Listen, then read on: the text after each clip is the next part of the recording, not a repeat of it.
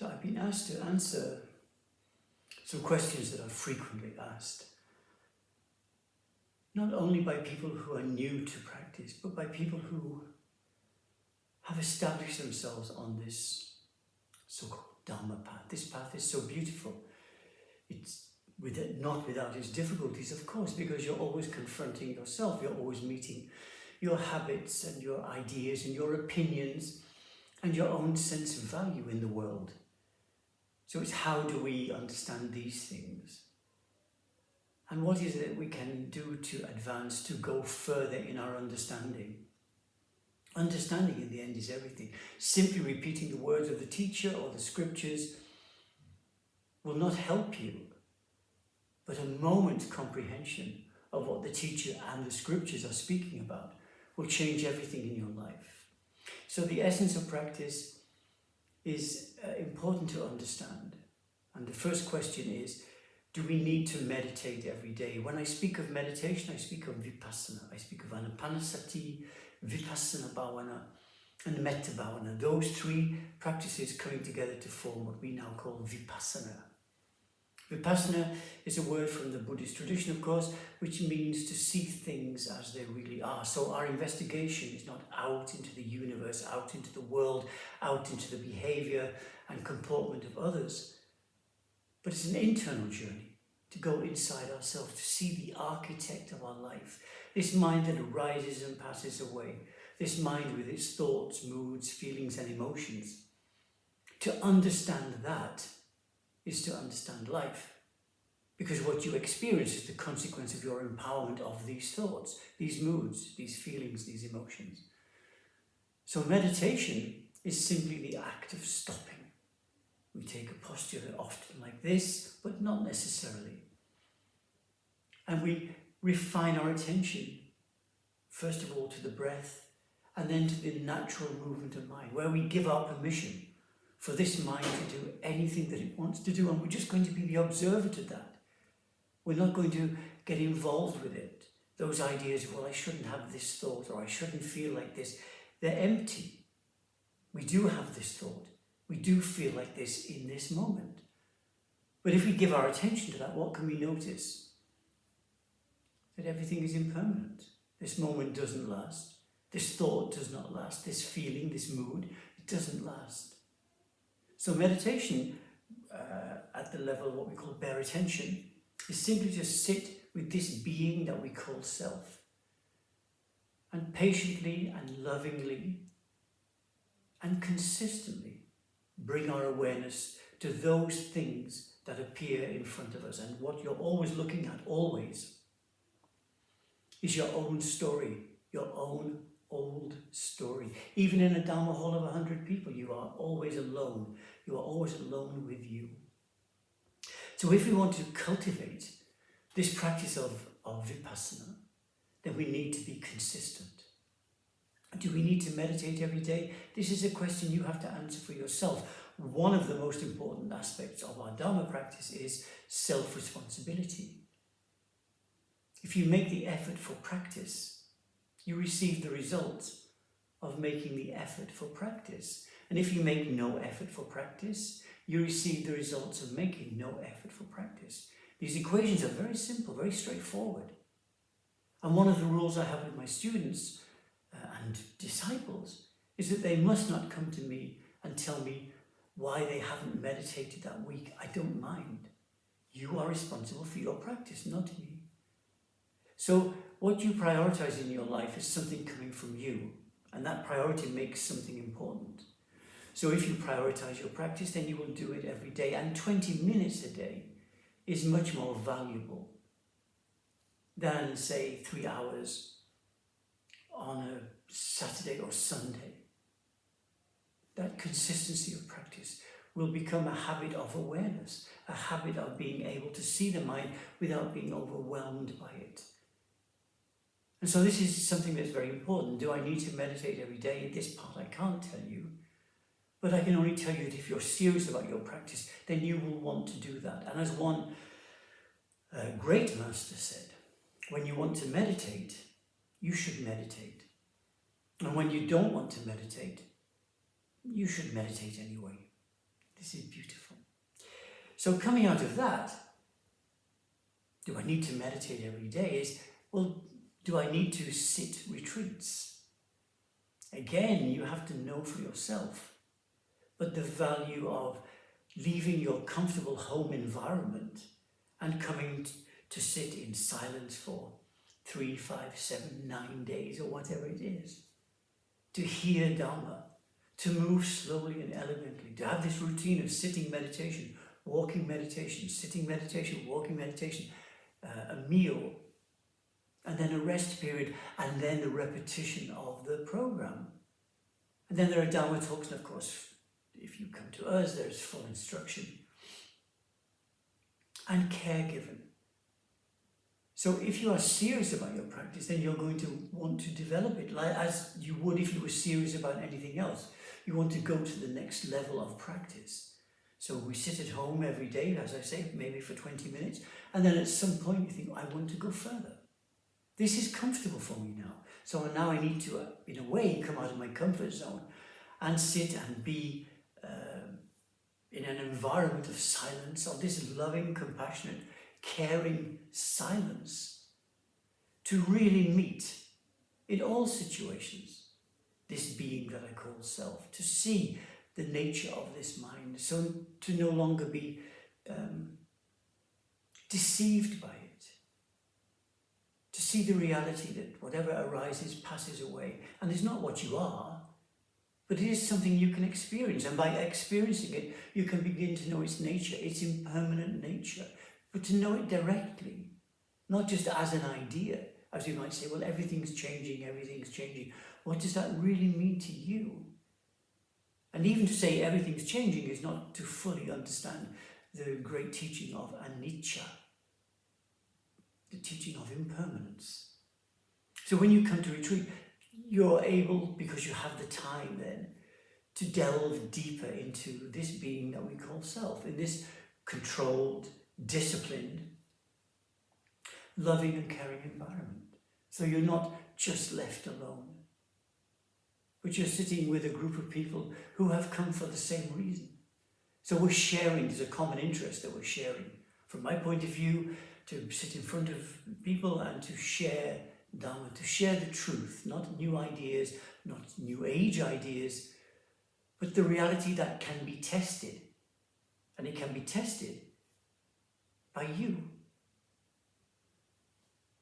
Is it true that if you let go a little, there's a little more peace in your life? And if you let go a lot, there's a lot of peace in your life. And if you let go completely, complete peace in your life. Is that true? Well, this is something you can test, isn't it? You can test this for yourself. You can test it by beginning to let go. So this is what retreats really bring to us. It's a depth of practice that we don't have in our ordinary life, where there are so many distractions for us. On retreat, there's no real distractions. You follow the program. We wake up at 5 o'clock. We meditate in sitting and walking styles throughout the day, and even eating style as well, until 10 o'clock at night. And then we sleep, and then we wake up again.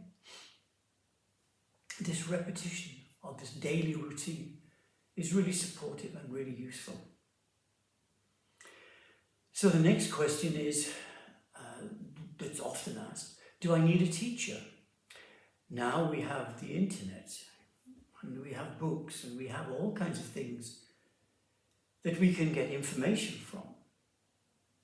But I will say that one of the greatest blessings in my life was meeting this monk, Sayadaw Wettadhamma, who I was a disciple with and who I trained with for 22 years. This man, his knowledge, his love, his compassion, his joy was boundless. It was such a gift in my life to meet this man and to be accepted as a disciple. And the teacher's role, at the beginning, I suppose, is to tell you what to do. When the Buddha was asked, what do you say to people when they come to you to train? He says, I tell them what they should do. And I think that's really accurate. The first part of any retreat, for example, is the instructions, not only of the retreat, but of the practice itself, of the first part, the Anapanasati. And this is given in great detail because it's important that you understand it. If you don't understand it, how can you proceed? So we take care with that. So this is the role of the teacher, first of all, to tell you what you should do. But in this little anecdote, then the Buddha was asked, well, if they don't do that, what do you say then?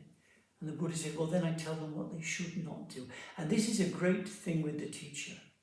If you are a true disciple, if you submit to the tradition and the training and the teacher, then the teacher will take care of you and will tell you, no, not like this. You don't do it this way. You don't do it that way. Here's how you get the best results for you, because actually everything is always about you.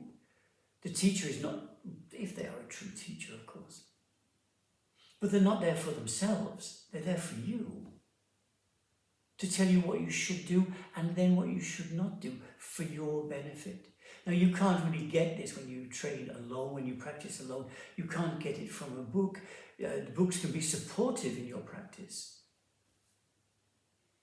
But misunderstanding what's written in a book or misunderstanding what you see on YouTube, you can really go a long way off the course of Dhamma. Of course you can. So the question, do we need a teacher? Actually, quite simply, the answer is yes. And you need, I will say, based on my own experience and based on the experience of my close students and disciples, yes, you need a teacher. And you need a close relationship with that teacher. You need to be able to know each other, to, have this intimate Dhamma relationship. So do we need a teacher? Yes. Otherwise you can make many mistakes. And mistakes are difficult often to rectify because it can lead you to something that's not useful but that could be pleasant for you, for example. You say, well, I always do this and it feels nice for me. But that's not the point of meditation or training, to have a good feeling. Good feelings arise and pass away like everything else. It is to transcend the identification or the attachment to these feelings. And for that, often you need a teacher. You need that person, that man or that woman who has trained themselves, who has gone to the end of their own training, to say, no, this is not it. On the very first retreat I did with my own teacher, which was a long time ago, I had a very powerful experience. It was unexpected. I say that I was only trying to stay awake, but then this thing happened, this jhana experience happened. And I didn't know what to do with it. It was very beautiful. It was a wonderful feeling. And so I went to see this man who would then become my teacher. And I knelt in front of him and I said, this has happened and this is how it feels. And he looked at me and he said, this is very nice, but just watch it because it will pass. In other words, this is not it. Your practice isn't about a good feeling. It's about that recognition that everything's arising and passing away, and it's not you, it's not yours, and it's not what you are. So we have to go past all those identifications and those attachments that come from us for something that we find pleasant. So, do you need a teacher? Yeah, I will say yes. Really a categorical yes. And then the last question is, how can I get quick results? And the answer is really give up such a question. What is it that you think you want? Ego is very strong in the spiritual world. People want to have new experiences. People want to have something that's outside the experience of their ordinary life. This is not the point of it at all. The point of it, from a Vipassana perspective, is to know the mind. So you're no longer deluded by it. So it no longer takes you on this ride. There's a great difference between knowing the mind and being deluded by the mind. By just following the mind. Follow the mind where it says, through its desires and its fears, I want this or I don't want this. I must have this or I must not have this. There is this third perspective that can overlook the two things of of happiness and unhappiness, of greed and hatred, of love and fear. And recognize that they're all impermanent states of mind. They all arise and pass away, but more. They only have the power that you give them. This is the beauty of the whole practice, that you see this mind is not yours to control, that it does arise and pass away, whether you want it to or not. If you could control the mind, then you'd be happy all the time, wouldn't you? Because that's what people want. They want to be happy. They want to feel secure in their life. They don't want to have doubts or confusion. So the idea of finding a way where you will be happy all the time is not viable at all. But how to be with this mind that you don't control and not be concerned or disturbed by it, that's something worth having. So that kind of idea takes a long time. It takes a long time to know the mind properly, to go past the assumptions and the opinions you might have. And the idea that, well, I'd like quick results, so put such an expression as that, put it down. In the Japanese Zen tradition, they say, enlightenment is like a poison in the mouth. Spit it out. Yes, any ambition in a Dhamma practice is like a poison in the mouth. Spit it out. Do what you're supposed to do. Make your practice every day. Sit quietly without ambition or intention to get something, and just sit. Be with the breath. Be with the mind as it moves. Be with any sensations in the body. Be with any external stimuli. Just know it. Allow the heart to open.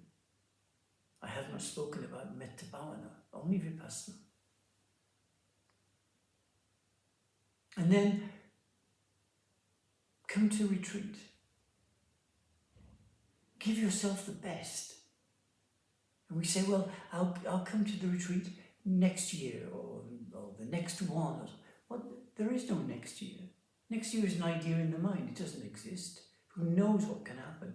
Who knows what can happen to you? What can happen to me? What can happen to the center where we train? These are important questions. The idea that we continually put things away until we feel perhaps there's going to be a better time. There's no better time than now. So do your practice day by day. Beautiful. Come to retreat. Reflect on this. It's a great way of training. Find a teacher who will care for you. That's important. Who will have the love and the compassion that you deserve in your life.